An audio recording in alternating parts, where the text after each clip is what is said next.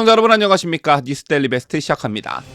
윤석열 대통령이 어제 주요 7개국 정상회의가 열리는 일본으로 갔습니다. 윤 대통령은 오늘부터 21일까지 히로시마에서 열리는 G7 정상회의와 한미일 정상회의에 참석합니다. 윤 대통령은 일본으로 출국하기 전 서울에서도 쥐스탱 트루도 캐나다 총리를 만났고요. 일본에서 귀국하는 21일과 22일 각각 독일 총리와 유럽연합 집행위원장 등을 만나는 것을 포함하면 일주일 사이에 10여 개국 정상들과 만나게 되는 것입니다. 어느 것 하나 가볍게 볼 수 없는 사안이지만 그 중에서도 G7 정상회의 참석은 한국의 국제 지도국 위상을 높일 찬스라는 점에서 의미가 매우 크다, 이렇게 볼 수 있는데요. 일본에서 있었던 한일 정상회담을 시작으로 그 뒤에 이어진 한미동맹 70주년 한미 정상회담, 그리고 계속해서 이어지고 있는 윤 대통령의 외교 일정과 그에 따른 외교 성과가 민심에 긍정적인 영향을 미치고 있는 것으로 조사되었습니다. 먼저 이 소식을 전해드리도록 할 텐데요. 윤석열 대통령의 국정 지지율이 3주 연속 상승해 30% 후반대를 기록했다는 한국갤럽의 여론조사 결과가 오늘 나왔습니다. ARS 자동응답 방식을 채택하는 다른 여론조사에서는 최근 윤석열 대통령의 지지율이 40%대를 돌파한 것으로도 조사됐는데, 전화면식 방식의 한국갤럽 조사는 항상 수치가 좀 낮게 나오는 경향이 있는데 어쨌든 상승 기류는 분명한 듯 보여집니다. 자, 오늘 발표된 여론조사에서는 윤석열 대통령 직무수행 긍정평가가 37%, 부정평가는 56%로 각각 조사됐는데요. 4월 4주차 30%, 5월 1주차 33%, 5월 2주차 35%, 5월 3주차 37% 등 3주 연속으로 지지율이 상승하고 있는 것입니다. 자, 그런데 눈에 띄는 부분은 긍정평가 이후와 부정평가 이후 1위가 모두 외교였다라는 점입니다. 응답자에게 몇 가지 예시를 제시하면서 물은 게 아니라 자유응답 방식으로 물은 결과 긍정평가 이후로 37%가 외교를 꼽았고, 공교롭게도 부정평가 응답자의 33%가 또 외교를 꼽았습니다. 여러분 아시다시피 외교라는 것은 가장 크게 작용하는 게 어떤 외교적 노선일 텐데요. 문재인 정권이 친중 친북 일도였다면 그와 상반되게 윤석열 정부는 한미 동맹, 더 나아가 한미일 삼각 동맹, 더 궁극적으로는 가치를 함께하는 자유진영의 가치 동맹에 초점을 맞추고 노선도 그렇게 가고 있죠. 이런 부분들이 국민들에게 호응을 얻고 있다, 이렇게 볼 수 있을 것 같습니다. 자, 그리고 국민들께서 가장 예민하게 여기시는 한일 관계와 관련해서도 긍정평가 이후로 일본과의 관계 개선을 꼽은 비율이 3%로 조사됐고, 그와 반대로 부정평가 이후로 일본과의 관계, 그리고 강제동원 배상 문제를 꼽은 비율이 7%로 조사됐습니다.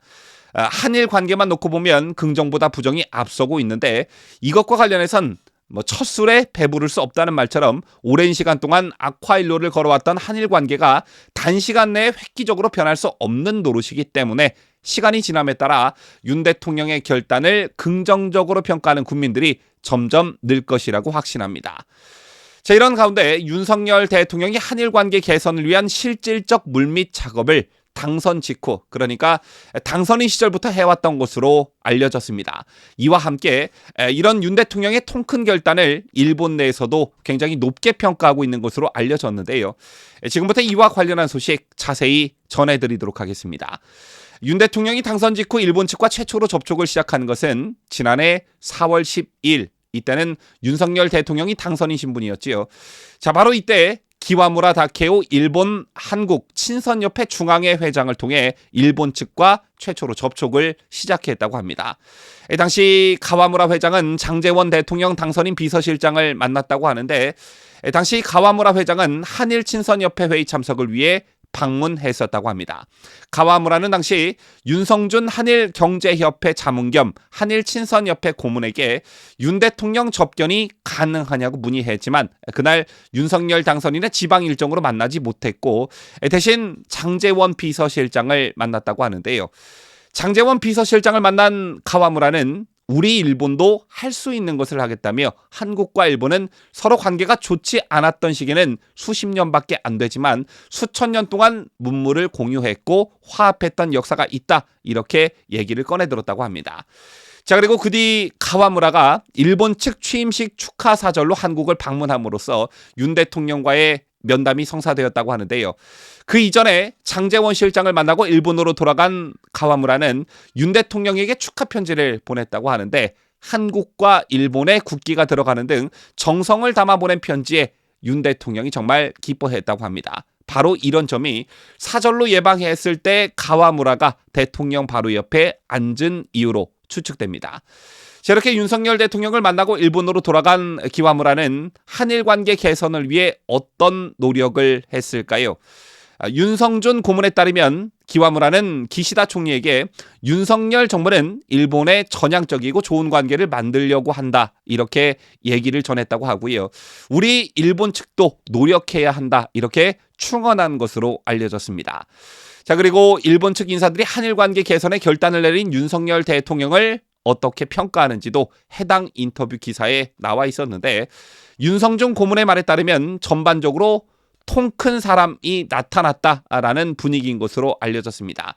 전혀 예상하지 못한 사람이 나타났다는 것이죠. 실제 일본의 한 학자는 지금의 일본 분위기가 옛날 당쟁을 겪던 조선과 비슷한 구조라는 어떤 자조 섞인 한탄을 하는 경우도 있다고 합니다. 과거 조선이 예의나 관례에 얽매여서 앞으로 나가지 못했는데 지금 일본이 그렇다라는 것인데요. 이게 무슨 말이냐면, 일본은 치밀하고 세세하지만 융통성이 없고 효율적이지 못한데, 이번에 한국의 윤석열 대통령이 일본과는 전혀 다른 통큰 리더십을 보여주었다는 것입니다. 그렇다면 일본 기시다 총리는 윤석열 대통령의 결단을 과연 고마워할까요? 고맙게 생각할 것이다 라는 게 윤성준 고문의 대답이었습니다. 일본 언론에서도 한국에서 통 크게 양보했는데 왜 일본 정부는 거기에 반응을 적극적으로 하지 않느냐, 이렇게 비판하는 논조의 기사와 사설들이 꾸준히 나오고 있고요. 이번에 기시다 총리가 예정도 없이 급하게 한국에 온 것도 이런 배경이 작용했다는 겁니다. 그리고 궁극적으로 향후 한일 관계가 좋아질까, 이런 물음을 윤성준 고문에게 던졌는데, 좋게 만들어야 한다, 반드시 좋게 만들어야 한다라는 답변이 돌아왔습니다. 정치인들의 발언이 한일 관계의 전부가 아니고 민간 교류와 경제 교류를 많이 해야 된다는 게 윤 고문의 생각이었는데요. 이것에 더해 이제 미국 중심으로 가는 시대라며 지금까지 한국과 일본 간의 간극이 있었기 때문에 한미일이 서로 시너지를 일으킬 수 없었는데 이번에 새로운 모멘텀이 만들어졌다, 이렇게 평가하기도 했습니다. 단순한 한일 관계를 넘어서 이것이 한미일 동맹이 견고해지는 어떤 필수 요소라는 것을 강조한 것이죠. 마지막으로 윤 고문은 윤 대통령이 한일 관계를 너무 서두른다고 생각하지 않느냐는 질문에 지도자는 일반적인 사람과는 달라야 한다, 대통령이 될 때까지 결단력과 리더십을 보여주었다며 좌거 운면만 하면 못할 일이 많다라는 대답을 내놨습니다. 자, 시청자 여러분, 윤석열 정부의 지난 1년간 외교적 성과는 결코 작지 않은 것들이었습니다. 한미 동맹의 복원, 한일 관계 개선 등 문재인 정권 5년간 잘못된 방향 설정을 단 1년 만에 정상적으로 돌려놓았는데요.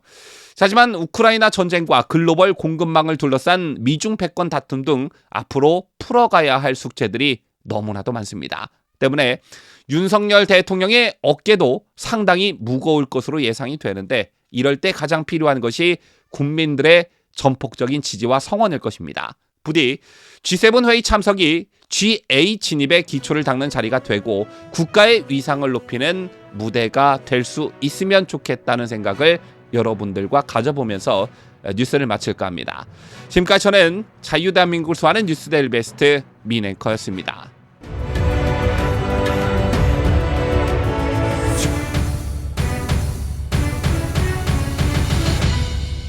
함께해요. 뉴스 데일리 베스트.